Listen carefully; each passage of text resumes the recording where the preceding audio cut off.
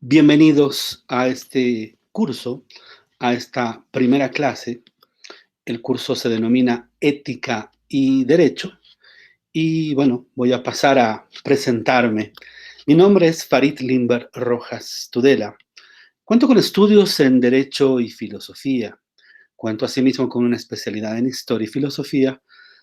Cuento con un máster en Investigación Social y soy doctor en Ciencias del Desarrollo bajo la mención Justicia. Actualmente curso un segundo doctorado internacional de investigación en Derecho Comparado en la Universidad Luigi Vanvitelli de Caserta, Italia. He sido y soy investigador del proceso constituyente boliviano y en la Facultad de Derecho y Ciencias Políticas de la Universidad Mayor de San Andrés soy docente titular de la materia de Teoría General del Derecho y Pluralismo Jurídico. Bueno, pues conmigo vamos a revisar la Ética Eudemia de Aristóteles.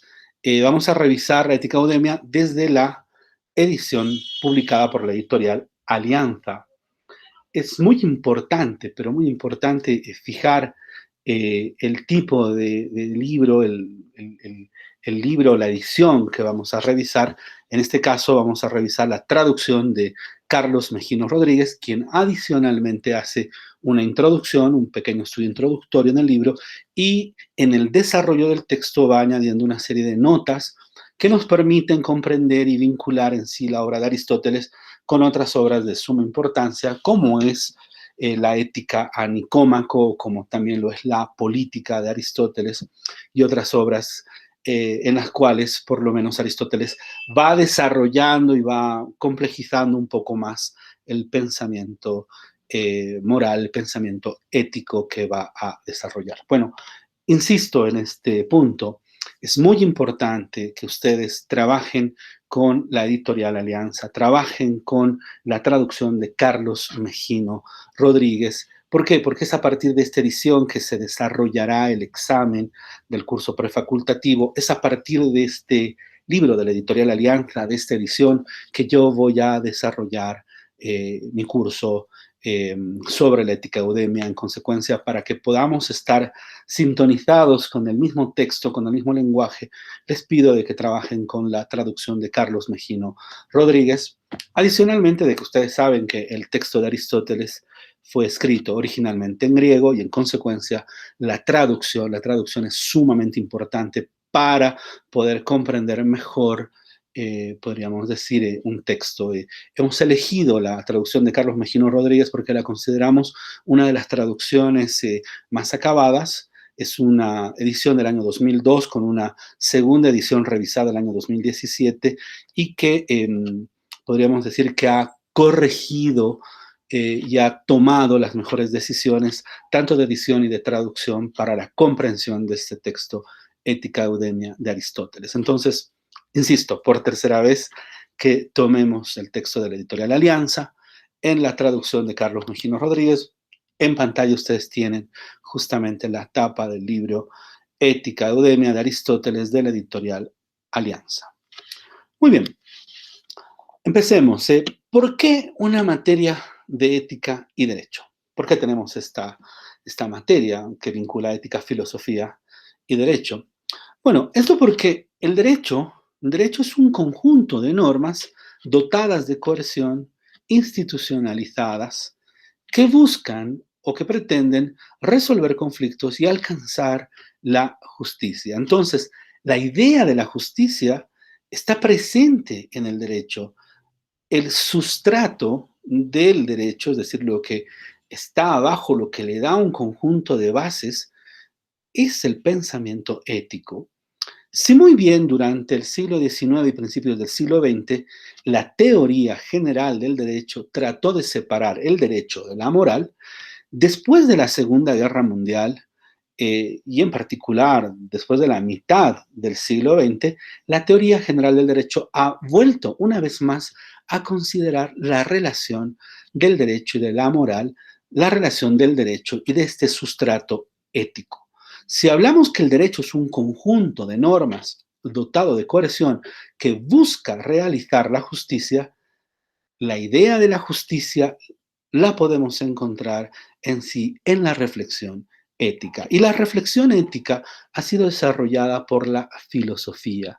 Y en particular, uno de los autores que ha fundado gran parte de esta reflexión ética en tanto disciplina ha sido Aristóteles. Y por ello tenemos que referirnos y trabajar con los filósofos. ¿Quiénes son los filósofos? Bueno, pues los que practican la filosofía, y la filosofía es una palabra compuesta de otras dos palabras, de otros dos términos griegos. Por un lado, filos y por otro lado, sofía. Filos significa amor, amistad, y sofía significa saber, conocimiento. Entonces, el filósofo es aquel que es amigo del saber, del conocimiento, aquel que es amante de la sabiduría. Esto es muy importante porque esto nos estaría mostrando que la filosofía en la comprensión del pensamiento griego, de la filosofía de la Grecia antigua, nos estaría mostrando que el saber y el conocimiento es algo a lo cual aspiramos, es algo a lo cual las personas pueden dirigirse. El saber y el conocimiento es algo que podemos acariciar, podemos llegar a observar, a comprender, a reflexionar, pero es algo que precisa de un método, precisa de una predisposición, de una contemplación. Es algo muy parecido a pensar que el saber y el conocimiento es como los libros que se encuentran acá atrás mío en esta biblioteca. Y en consecuencia yo puedo llegar a ellos, puedo tocarlos, puedo sacarlos, puedo observarlos, leerlos. Es decir, puedo acceder a ellos. Parece ser que allí el saber y el conocimiento se encuentra en otro lugar al cual yo accedo.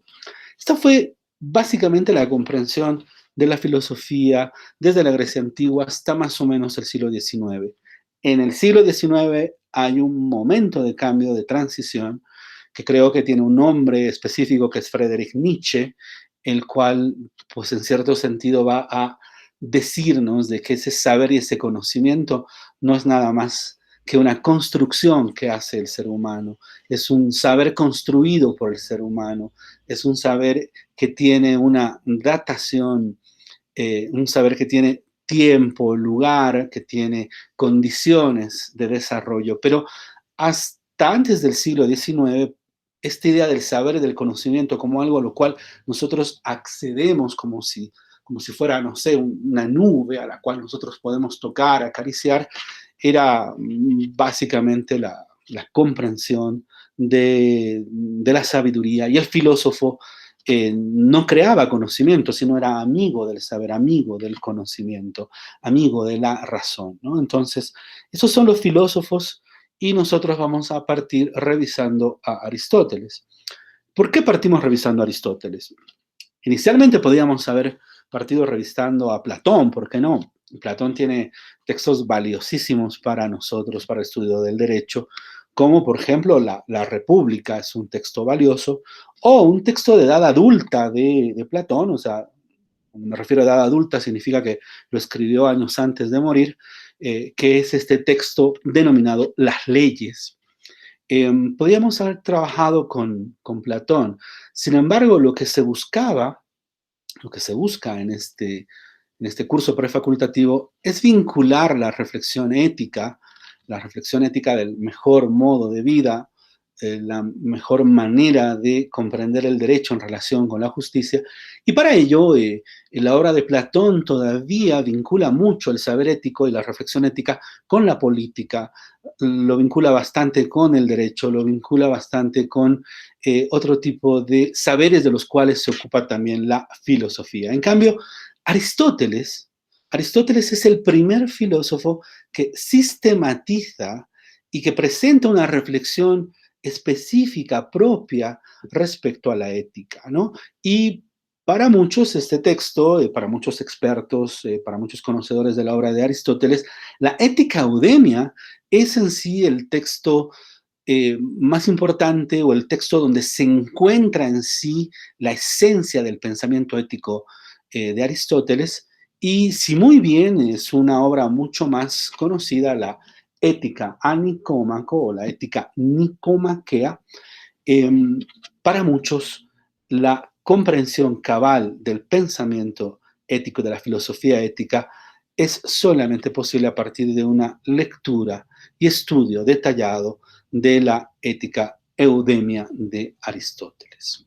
Entonces, por eso partimos revisando a Aristóteles, porque es el filósofo griego que ha sistematizado el saber sobre la ética en obras específicas y en consecuencia no nos sucede como en el caso de Platón, donde la reflexión ética está vinculada o muchas veces atravesada por el pensamiento o el planteamiento político o una filosofía que además se ocupa de otro tipo de cosas, ¿no?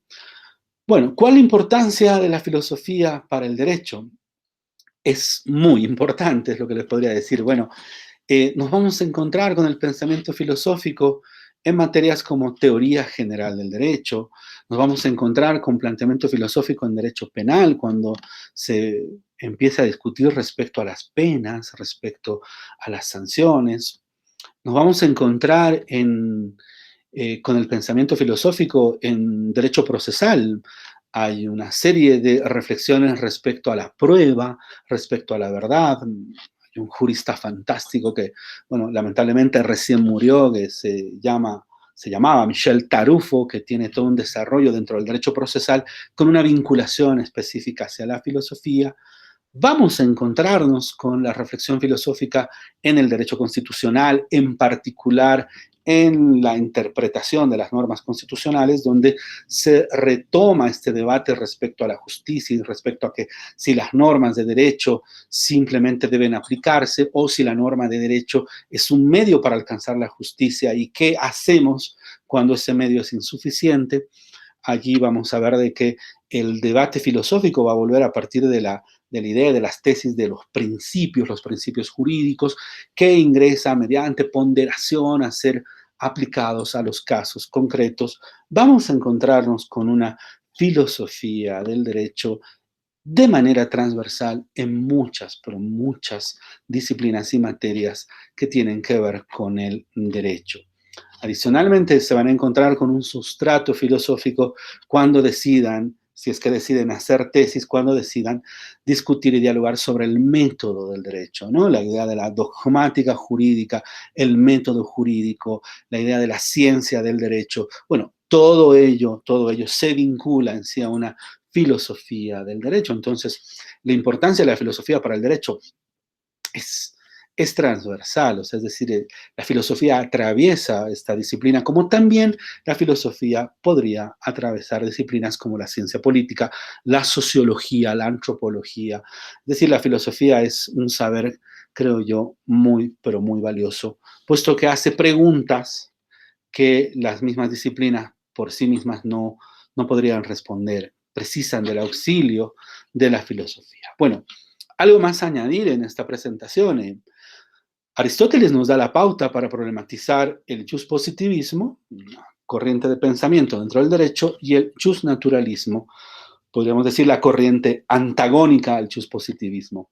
Bueno, esto de seguro lo van a ver en el desarrollo de su carrera, pero bueno, algunas palabras. El positivismo considera que el derecho es un conjunto de normas autoritativas, o sea, es decir, que han sido sancionadas, promulgadas por una autoridad competente y en consecuencia la norma se aplica porque es la norma, o sea, la ley se aplica porque es la ley y en consecuencia la consideración respecto a que si la ley alcanza o no alcanza la justicia no es per se para el positivismo un tema jurídico. En cambio, el naturalismo nos diría, sí, el derecho es un conjunto de normas autoritativas, sí, sí, lo son, pero no solo eso.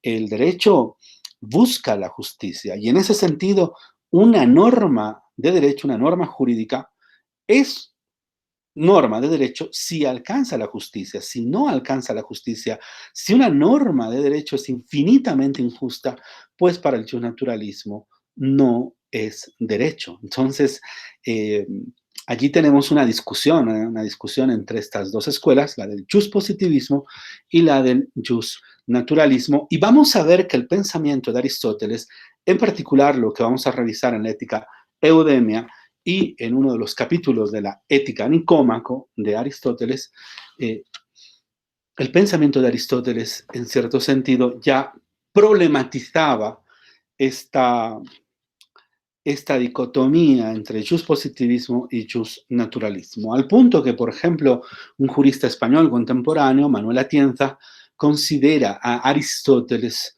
uno de los precursores del pensamiento post-positivista, o sea, de un pensamiento que pretende partir del positivismo, pero pretende ir más allá del positivismo en búsqueda de formas, mecanismos para que en casos concretos se pueda llegar a la solución del conflicto y se pueda dar la justicia, ¿no? En ese sentido, Aristóteles es un autor muy importante y por ello Aristóteles nos va a dar la pauta para problematizar el positivismo y el naturalismo. Bueno, esta reflexión de la ética eudemia nos sitúa en la Grecia antigua, ¿sí? En la Grecia antigua hay una triada de filósofos muy conocidos. Me refiero a Sócrates, Platón y obviamente a Aristóteles, ¿no? A quien le vamos a dedicar en sí la reflexión completa de estas clases.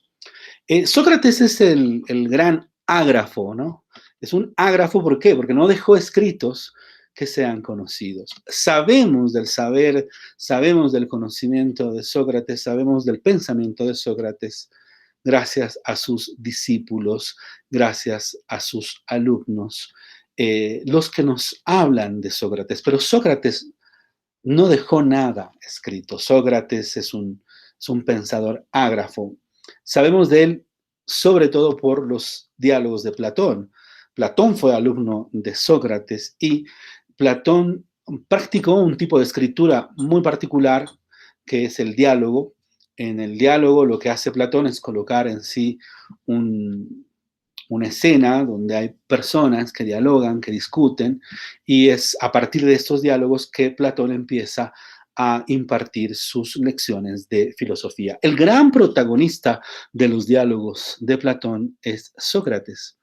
Y justamente Platón toma la decisión de retomar el camino filosófico después de la muerte de Sócrates, porque él observa que muchos de los alumnos y seguidores de Sócrates estaban en cierto sentido malinterpretando a Sócrates. Entonces Platón ingresa a esta pugna, a esta batalla por dar a conocer el verdadero pensamiento de Sócrates, y es allí donde Platón expone el saber de Sócrates, y pues es así que sabemos de la filosofía de Sócrates. Pero también podemos eh, diferenciar entre el pensamiento de Sócrates y el pensamiento de Platón en sus diálogos y sobre todo en el desarrollo de su obra, ¿no? En el desarrollo de la obra que Platón va a desarrollar sobre todo en su edad adulta, ¿no?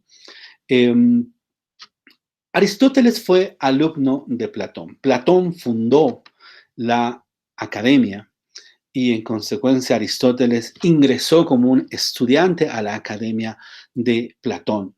Aristóteles estuvo 20 años en la academia de Platón y en consecuencia toma muchísimas de las ideas del maestro e incluso en su momento toma el mismo estilo, ¿no? De escribir diálogos que lamentablemente no se conservaron y bueno, el saber y el pensamiento de Aristóteles lo tenemos por otro tipo de documentos que vendrían a ser apuntes, apuntes que él preparaba para dar clases, apuntes así como, pónganse a pensar este conjunto, este punteo que yo tengo acá en la pantalla que me sirve para dar clases, bueno, algo similar era lo que Aristóteles tenía, eran apuntes que después en conjunto se los armó como tratados. Generalmente estos tratados fueron armados, fueron corregidos después de la muerte de Aristóteles, después de la muerte del filósofo. Entonces, en Aristóteles tenemos otro tipo de desarrollo de escritura. Aristóteles no hace diálogos,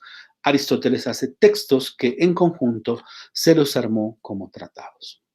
Lo que les decía hace unos minutos, en Sócrates y Platón hay sin duda una filosofía moral, pero el grado de concreción y profundidad de Aristóteles en sus tres obras de ética lo convierten en el primer gran pensador moral de la Grecia antigua. Las tres obras de ética son la ética Eudemia, la ética Anicómaco y la gran ética que, bueno, para muchos la Gran Ética es en realidad una especie de colección de textos éticos donde también se incluyen textos de Ética Eudemia y textos de Ética Nicómaco. Em, Aristóteles nació en Estagira. Estagira es una ciudad eh, griega, vecina de Atenas. Y es muy importante este dato, no solamente porque los manuales de filosofía llaman a Aristóteles como el estagirita, porque nació en Estagira, sino porque el hecho de que Aristóteles haya nacido en Estagira hace que Aristóteles no sea ateniense, y esto es muy importante para comprender por qué después de la muerte de Platón, Aristóteles no se hizo cargo de la academia, ¿no? Y también nos va a permitir comprender por qué en determinado momento Aristóteles tenía una relación muy tensa con los atenienses. Los atenienses lo veían como un extranjero. Bueno, entonces, vayamos a algunos datos de la vida de Aristóteles para poder, en cierto sentido, comprender eh, cómo se marca, cuál es el contexto del desarrollo de la obra de Aristóteles y en particular de la Ética Eudemia, que es el texto que estamos revisando en estas clases. Bueno, Aristóteles nace el 384 a.C., como les decía, en Estagira, una pequeña ciudad situada al nordeste de Grecia. En esta época Grecia era la suma de ciudades-estado. ¿Qué era lo que hacía en sí a Grecia? Era que compartían los mismos dioses, las mismas creencias sobre los dioses, compartían la misma lengua, el griego, aunque tenían acentos distintos y en cierto sentido tenían enemigos comunes, pero propiamente Grecia como Estado en sí no existía, lo que existían eran las polis, las ciudades-estado. En ese sentido, Atenas era una ciudad-estado y Estagira era otra pequeña ciudad situada al nordeste de Grecia. El año 367 Aristóteles ingresa a la Academia de Platón. Él ingresa como un estudiante de Platón y, bueno, va a desarrollar su vida, bueno, una parte de su vida en esta academia, va a estar allí 20 años siendo formado bajo la tutela del maestro Platón. Y acá una anotación que me parece importante. La forma o la manera de educación en la Grecia antigua es muy distinta a la forma de enseñanza-aprendizaje que hay hoy en día, por ejemplo, en las universidades. Hoy en día en las universidades ustedes encuentran un aula, un profesor, un pizarrón y los estudiantes se sientan, o como es el caso ahora por la pandemia, tenemos estos videos, ¿no? Estos videos donde hay un profesor que igual expone una serie de elementos. La academia de Platón era algo completamente distinto. La academia de Platón era básicamente un pequeño bosque, un pequeño jardín, no, un gran jardín, un jardín grande, donde Platón, conjuntamente con sus discípulos, caminaba, y mientras caminaba, dialogaba, enseñaba, desarrollaba lo que se denominó la escuela peripatética. La escuela peripatética supone caminar y mientras uno va caminando, va enseñando, va dialogando, por ello tan importante la idea del diálogo, del cuestionamiento, de preguntar al otro, de discutir. Entonces la Academia de Platón se desarrollaba en un jardín inmenso, en un pequeño bosque donde las personas dialogaban y bueno, es allí donde ingresa el año 367 a.C. Aristóteles y es bajo la inspiración de Platón que escribe varios diálogos copiando el estilo del maestro, ¿no? Lamentablemente no se conservan estos diálogos, no llegaron hasta el día de hoy, pero se sabe que Aristóteles, cuando era jovencito, mientras estaba en la Academia de Platón, pues escribía estos diálogos copiando justamente el estilo de Platón. El año 347 muere Platón y después de 20 años que Aristóteles estuvo en la academia, bueno, Aristóteles decide abandonar la academia. Muchos se cuestionaron por qué Aristóteles no se hizo cargo de la academia. Bueno, y ahí viene la importancia de comprender que Aristóteles nació en Estagira. Aristóteles no era ateniense y los atenienses eran un tanto reacios, digámoslo así, que veían a Aristóteles como a un extranjero, ¿no? O sea, y al ver a Aristóteles como un extranjero lo veían con mucho cuidado, sobre todo por acontecimientos que van a suceder años más tarde, ¿no? Que enseguida les cuento. Bueno, el año 344 Aristóteles se establece en Mitilene, en la isla de Lesbos, y contrae matrimonio con Pitias. Y el año 343 a.C., se convierte en preceptor de Alejandro Magno. Esto es muy importante, ¿por qué? Porque Alejandro Magno es el primer gobernante que intenta construir un imperio. El imperio de Alejandro Magno fue el primer imperio de la antigüedad, el primer intento de imperio que trató de generar un dominio, podríamos decir, en las distintas ciudades-estado. Y el hecho de que Aristóteles se convierta en el preceptor de Alejandro Magno, bueno, pues generó una serie de desconfianza respecto a la figura de Aristóteles. Y bueno, Aristóteles allí cumplía en parte el sueño de Platón, el sueño de poder educar a un gobernante, ¿no? Hacer de el gobernante un gobernante filósofo. Y Aristóteles se vuelve el maestro, el preceptor de Alejandro Magno, quien después va a desarrollar esta empresa imperial. El año 335 a.C., Aristóteles regresa a Atenas y en Atenas, en vez de hacerse cargo de la academia, funda el Liceo. Funda su propia academia, podríamos decir, su propia entidad de enseñanza. El liceo era algo muy similar a la academia, un pequeño espacio, una especie de bosque, en el cual Aristóteles daba clases también siguiendo la enseñanza peripatética de caminar, dialogar y en consecuencia mientras caminaba y mientras dialogaba, enseñaba, ¿no? De la etapa del liceo, es donde se registran las obras más conocidas de Aristóteles. Aristóteles no escribía pensando en publicar las obras, sino escribía como apuntes para sus clases, para los diálogos que él tenía en el liceo. En consecuencia, lo que tenemos son una serie de apuntes y es en esta etapa en la cual pues, se encuentran sus obras más conocidas, entre ellas la Ética Eudemia, que nos toca revisar justamente en este curso. Bueno, el 323 a.C. muere Alejandro Magno y Aristóteles huye de Atenas. Eso significa de que Aristóteles desarrollaba sus actividades en Atenas, fundó el liceo, porque en cierto sentido tenía el resguardo de Alejandro Magno.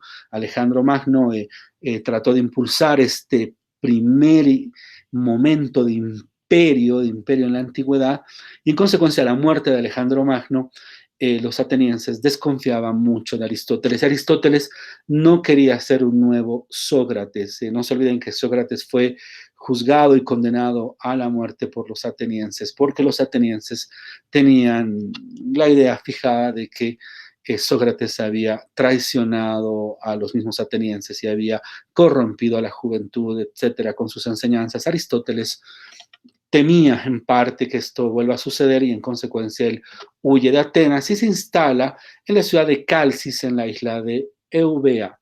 La ciudad de Calcis es la ciudad natal de su madre y es en esta ciudad en la que Aristóteles, el año 322 a.C., muere, ¿no? A la muerte de Aristóteles, pues obviamente los discípulos de Aristóteles, los alumnos de Aristóteles van a quedarse con sus textos, con su reflexión, con sus enseñanzas, y serán estos discípulos los que se encargarán de transmitir estos escritos hasta nuestros días. O sea, es decir, no habría la filosofía de Aristóteles si no habrían estudiosos de Aristóteles, no habrían alumnos de Aristóteles que conservaron los textos. Hoy en día es muy difícil saber cuál era el aspecto que tenían los pensadores griegos antiguos y en realidad los personajes de la Grecia antigua.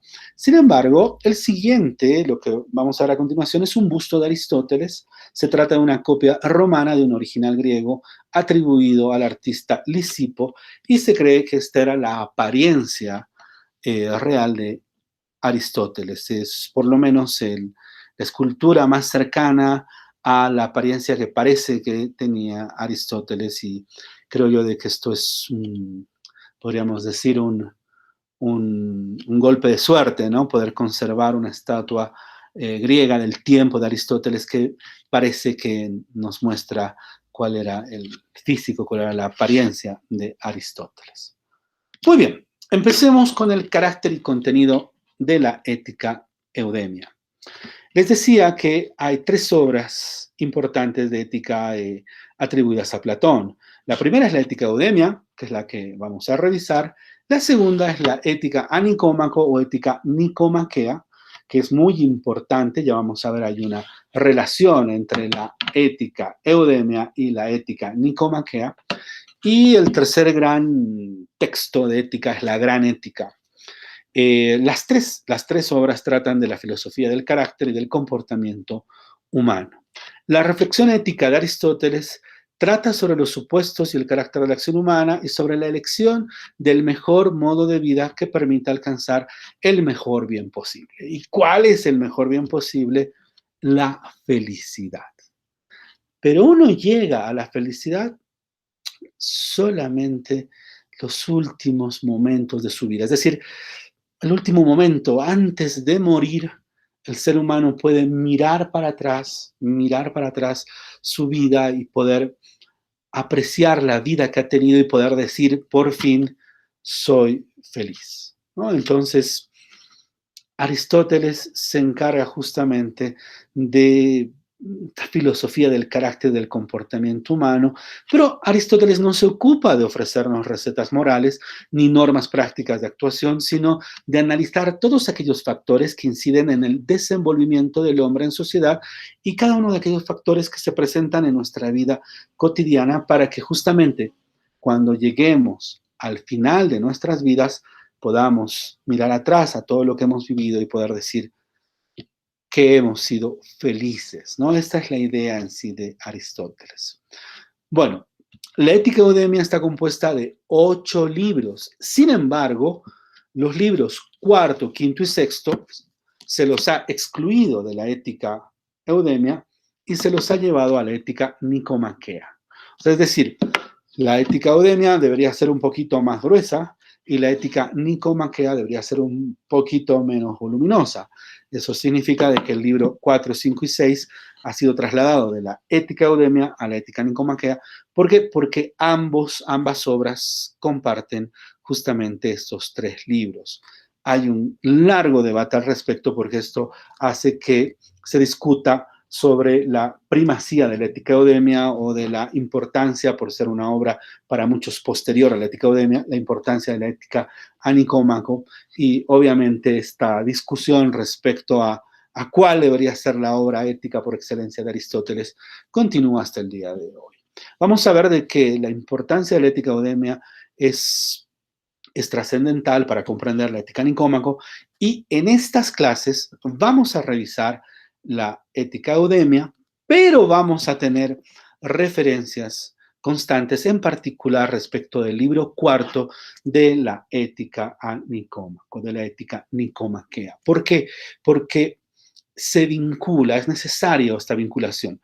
Aunque, ahí aclaro, el examen del prefacultativo va a girar en torno a la Ética Eudemia de la editorial Alianza, y como ya les he dicho varias veces y lo voy a seguir repitiendo, de la traducción de Carlos Mejino Rodríguez, ¿no? Bueno, ¿dónde se encuentra la Ética Eudemia en el marco de los tratados aristotélicos? Veamos eso un poco. Los escritos de Aristóteles son en su mayor parte resultado de las notas de clase que el filósofo tomaba para apoyar su enseñanza, ¿no? Es decir, anotaba y tomaba una serie de notas que le servía después a él para dar sus enseñanzas en el liceo. Estos textos, estos escritos no estaban destinados para su publicación, pero estaban al alcance de sus discípulos y amigos, ¿no? En ese sentido, los discípulos y amigos podían acceder en sí a estos textos. Muchas de las obras de Aristóteles que conocemos no fueron escritas como un todo orgánico, sino que fueron reelaboradas muchos años después de la muerte del filósofo, y algunas, como la Ética Eudemia, lleva en sí el nombre o la referencia a Eudemo de Rodas, ¿no? desde la antigüedad esta ética, la ética eudemia, se vinculó con Eudemo de Rodas, amigo y discípulo de Aristóteles, quien pudo tener que ver con la redacción final de la obra, o sea, quien pudo no solamente reunirla, sino que adicionalmente pudo haber intervenido en ella, pero no hay un acuerdo entre los especialistas acerca de los libros comunes que tiene con otra ética que fue reunida por otro de los discípulos, en realidad por el hijo de Aristóteles, que fue Nicómaco, ¿no? Nicómaco fue el que reunió una serie de textos, por ello hay libros en común entre la ética eudemia y la ética Nicómaco. En ese sentido, las obras que conocemos de Aristóteles fueron en sí reelaboradas, reunidas justamente por estos discípulos, amigos, alumnos, en este caso por el hijo, ¿no?, de Aristóteles, que logró compilar la reflexión ética en ética nicomaquea, pero también ahí tenemos a Eudemo de Rodas, que también hace una compilación de las clases y lecciones de ética. Los textos que poseemos son lo que ha sobrevivido, son los que han sobrevivido de una larga tradición de copias. Justamente el estudio introductorio que realiza nuestro traductor, es decir, Carlos Mejino Rodríguez, este estudio introductorio nos da cuenta de los avatares de la transmisión y es de lo que nos vamos a ocupar brevemente.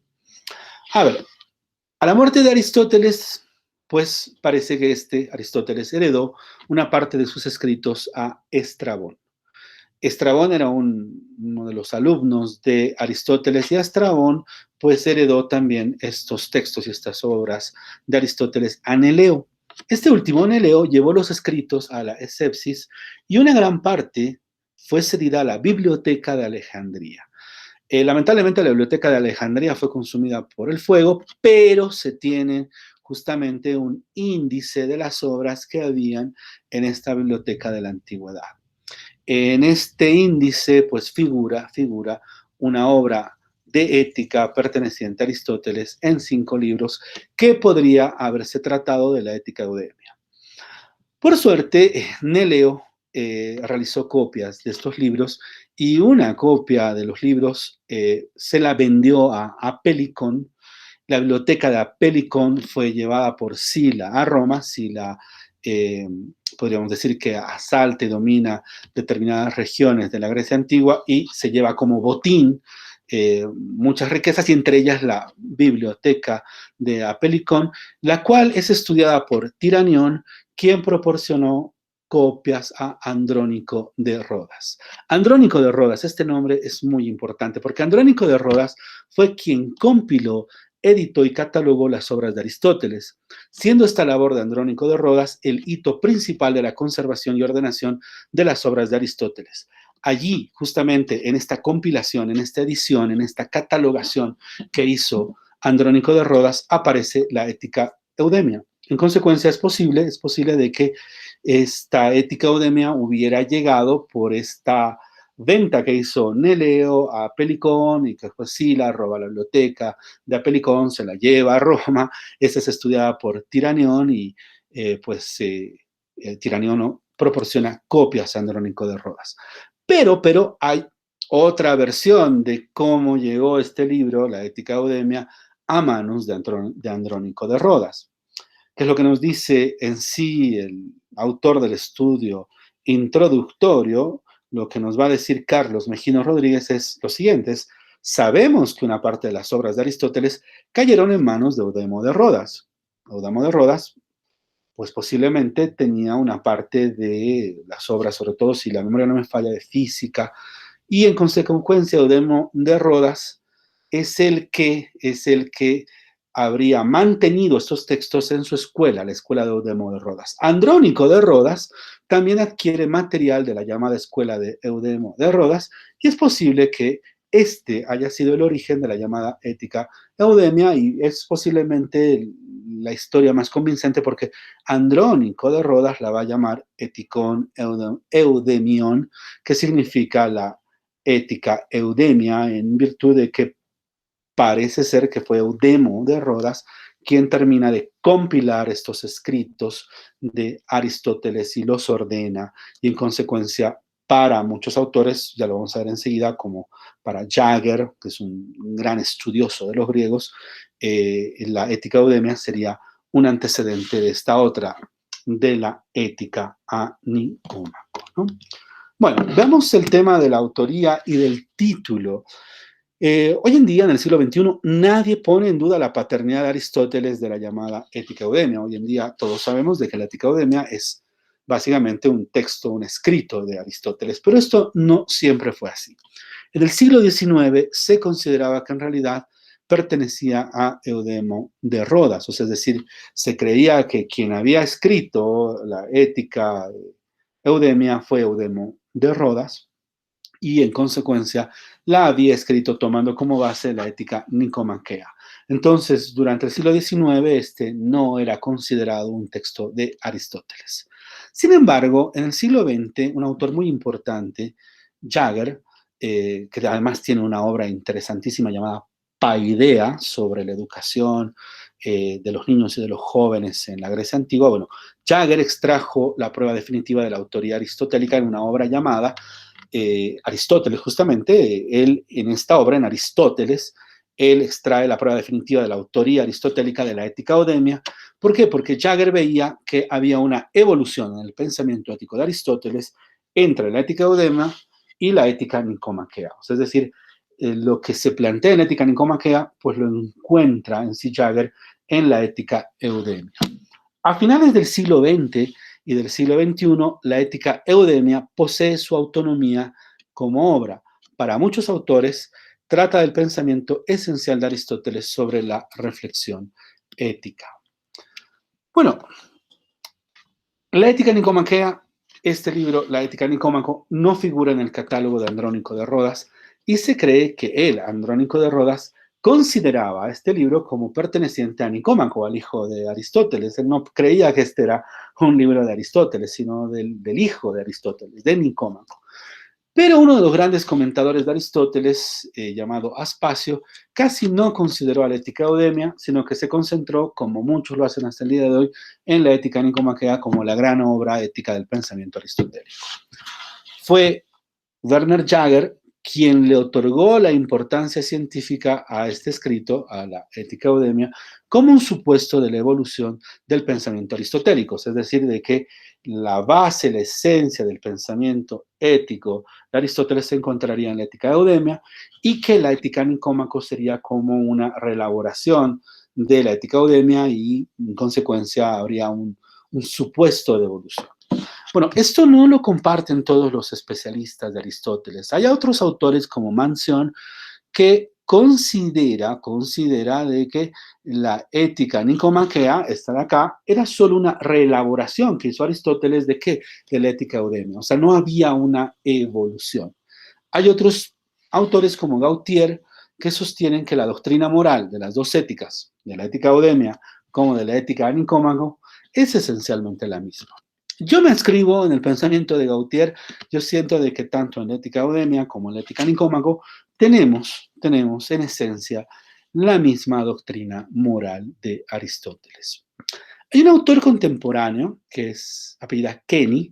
Kenny considera que los libros comunes entre las dos éticas mostraban que la ubicación original de estos libros era en la ética eudemia, lo cual le daba a esta obra el carácter central en el pensamiento de Aristóteles sobre temas morales, siendo que la ética nicomaquea consiste, según Kenny, en una antología de pequeños tratados aristotélicos reunidos por Nicómaco, el hijo de Aristóteles, después de la muerte de Aristóteles. Entonces, hoy en día este autor, Kenny, que es un autor relativamente contemporáneo, considera que la esencia, la base del pensamiento ético se encuentra en esta ética, en la ética eudemia, y que más bien la ética nicomaquea es como una compilación, una antología. Bueno, de la misma manera, Kenny deja algunas conclusiones abiertas y estas no han sido del todo aceptadas por los expertos en Aristóteles. Por ejemplo, no hay duda sobre la cronología de la eudemia respecto de la nicomaquea, ¿no? Es decir, creo que no hay duda de que la ética eudemia fue escrita con anterioridad a la ética nicomaquea. Esto porque, no solamente porque Aristóteles toma libros de la ética eudemia para complementar la ética nicomaquea, sino porque en la ética nicomaquea hay constantes referencias, podríamos decir, a ideas que se encuentran en la Ética Eudemia. También hay otra idea, que podría tratarse de textos escritos para audiencias diferentes, o sea, es decir, que la Ética Eudemia Aristóteles la escribió con una finalidad, posiblemente para sus clases, y la Ética Nicómaco con otra finalidad, posiblemente como una compilación, que tal vez Aristóteles pensaba en publicarla, ¿no? Eh, Podría ser también el hecho de que ambas tuvieron editores distintos. Por ejemplo, Eudemo de Rodas fue el que editó, compiló la Ética Eudemia, y Nicómaco, el hijo de Aristóteles, es el que se encargó de la edición y compilación de la Ética Nicomaquea. Lo único en lo que parecen estar de acuerdo los especialistas es que la Ética Eudemia constituye una versión genuina de la doctrina ética de Aristóteles, complementaria a la Ética Nicomaquea y que merece la misma atención que se dio a esta última. Creo que acá se entiende la importancia de la versión y de la traducción. ¿Por qué? Porque en la versión y en la traducción que tenemos de Alianza, justamente se encuentran excluidos estos otros libros que se fueron a la Ética Nicómaco. Pero adicionalmente a eso, las notas y el estudio introductorio de Carlos Mejino Rodríguez son muy importantes para la comprensión de esta obra. Volvemos a la idea, hemos tomado para este curso la edición de la editorial Alianza y la traducción de Carlos Mejino Rodríguez, responsable además de las notas que hemos expuesto de este recorrido que acabamos de exponer. Bueno, algunos consejos de lectura del libro. A ver, yo personalmente desarrollo 3 tipos de lectura cuando me toca estudiar un libro y cuando tengo que dar clases de él, ¿no? ¿A qué se refieren estos 3 tipos de lectura? La primera lectura, leo todo el libro, de principio a fin. ¿Qué significa que leo todo el libro de principio a fin? Que no me detengo, voy leyéndolo, así me encuentro con algo que no entiendo, continúo leyéndolo, porque es muy posible que una explicación complementaria a aquello que no entiendo se encuentre más adelante. Adicionalmente, como para comprender en sí de qué trata todo el libro, para ello necesito tener una lectura completa de la totalidad del libro. En ese sentido, esta lectura completa de la totalidad del libro me permite comprender de qué trata cada uno de los libros, ¿no? O sea, este libro tiene básicamente 8 libros, de los cuales están excluidos 3. Eso significa que nos quedan 5 libros, pero que es necesario de alguna manera pues referirnos también a la ética nicómaco, que es lo que yo haré en estos cursos. Entonces, necesitamos inicialmente en esta primera lectura leer la totalidad del libro sin detenernos. En una segunda lectura, yo ya empiezo a tomar estas notas de lectura, empiezo a subrayar y empiezo a tratar de comprender de qué trata cada uno de los libros que componen en sí la Ética Eudemia. Me concentro en comprender el argumento de cada uno de los parágrafos que tiene el libro, trato de subrayar las ideas centrales y trato de comprender de manera cabal el libro en cuestión. Para ello es muy importante las notas a pie de página que tiene justamente el editor y traductor de esta obra. O sea, es muy importante allí leer lo que nos dice Carlos Mejino Rodríguez. En ese sentido, en este segundo tipo de lectura, voy subrayando y voy tomando notas de lectura. De tal manera que al subrayar y al tomar estas notas de lectura, voy en cierto sentido, generando un proceso de comprensión específica de cada una de las partes del texto de Aristóteles. La tercera lectura la hago de estos resúmenes de lectura de estas partes subrayadas para poder encontrar y ubicar rápidamente las temáticas de las cuales trata el libro. De tal manera que yo puedo ubicar rápidamente dónde Aristóteles menciona la virtud, dónde Aristóteles menciona la nobleza, dónde Aristóteles habla sobre la amistad, sobre las formas, tipos de amistad, sobre la amistad y la virtud, por ejemplo. Entonces, puedo moverme de manera mucho más rápida a partir de mis notas de lectura, pero ello supone que tengo que tener el dominio, primero, de esta lectura macro, la primer tipo de lectura, de este segundo tipo de lectura donde voy anotando y voy trabajando con un cuadernito esquemas del pensamiento de Aristóteles y finalmente de esta tercera lectura que ya es de mis notas y en sí de estas partes fundamentales del texto.